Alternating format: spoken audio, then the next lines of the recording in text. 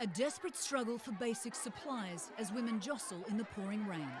A kaleidoscope of colour among this drab, squalid and desperate existence as 2 months of hunger turns to frustration.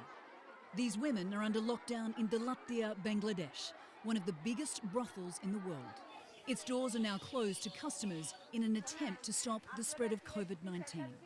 With nothing to eat and no way to earn money, their only hope is to be one of the lucky ones to receive a bag of rice. Thank God I got the relief, this woman says. The local government, police and charities have been bringing in supplies to help them survive, including this activist who used to be a sex worker. I'm trying to help them, she says. I want them to be safe and healthy, but these supplies will only last them a week. For the 1,500 women and girls stuck in this filthy, sprawling slum 100 kilometres outside Dhaka, they say this aid is not enough. If this continues, women and children will die from starvation. We pray that the virus will go away. For 25-year-old Nodi, her world has gone from bad to worse. She arrived at the brothel when she was 14, after she says she was tricked by a broker and sold to a brothel madam. More than a decade after being sold into sexual slavery, Nodi is now facing a new problem: hunger. Because of this pandemic, we are now in trouble. There isn't enough relief for everyone. Nodi has a son that lives with family who have disowned her. She says it's better this way.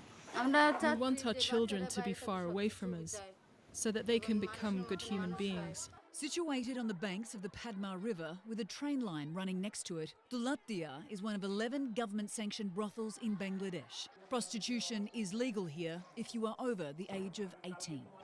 Before the lockdown, around 3,000 men would visit this brothel every day.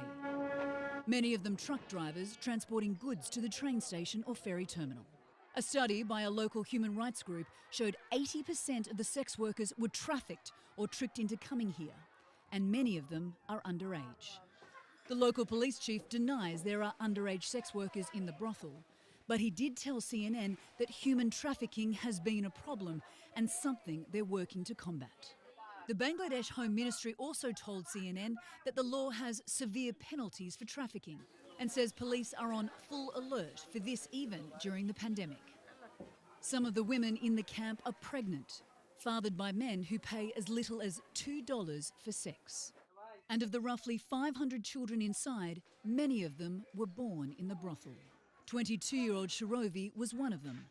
Her mother was a sex worker but gave her to a local charity to raise. Sharovi received an education, got married and moved to the capital until her marriage fell apart. Homeless with no job, she ended up back in the place she thought she'd escaped. Her dreams of making enough money to buy a plot of land and break away from this existence now drifting away. I am facing a financial crisis which threatens our survival. If I do not have any income, I cannot support my child. The support we are getting from the government is not enough. She can't even buy baby milk or diapers for her 10-month-old boy. It seems like we have died before death. Now Sharovi and these other women face an uncertain future inside this living hell. Anna Corrin, CNN.